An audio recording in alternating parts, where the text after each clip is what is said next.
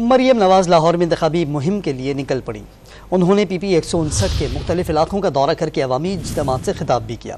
उन्होंने PTI को घुसपैठिया करार देते हुए 8 फरवरी को उन्हें लाहौर से निकालने का अज़म भी जाहिर कर दिया। दावा किया कि नवाज शरीफ की हुकूमत मजबूत होगी तो महंगाई और दीगर मसाइल भी जल्दी हल होंगे। मरियम नवाज ने PTI की साबिक़ा हुकूमत को घुसपैठिया करार दे दिया। लाहौर के इलाके गज्जूमता में इंतखाबी इज्तिमा से खिताब करते हुए इल्जाम लगाया कि PTI के दौरे हुकूमत में शहर में तरक्याती काम नहीं हुए। दावा किया कि 8 फरवरी को घुसपैठियों को लाहौर से निकाल कर दम लेंगे। ये मेट्रो बस ऑरेंज लाइन जिसको साकिब निसार 1.5 साल तक रोक कर बैठा रहा, कोई तरक्की मुस्लिम लीग नून के जाने के बाद नहीं हुई। इन घुसपैठियों को 8 फरवरी को उठा के लाहौर से बाहर फेंक देना।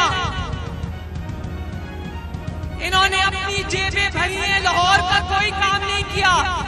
निस्ता कॉलोनी में खिताब करते हुए मरियम नवाज ने दावा किया कि जितनी मजबूत हुकूमत नवाज शरीफ की होगी, महंगाई और दीगर मसाइल भी उतनी ही जल्दी खत्म होंगे। जितना वोट शेर को दोगे, जितनी मजबूत हुकूमत शेर की बनाओगे, इंशाअल्लाह उतनी तेजी से महंगाई को कम करेंगे, उतनी तेजी से आपके लिए सेहत की सहूलियात देंगे, उतनी तेजी से आपके लिए तालीम की सहूलियात देंगे, इंशाअल्लाह ताला आपको रोजगार देंगे इंशाअल्लाह। मरियम नवाज ने रैली की सूरत में भी हल्के के मुख्तलिफ इलाकों का दौरा करके इलाका मकीनों को वासा से मुतालिक मसाइल हल करने की यकीन दहानी कराई।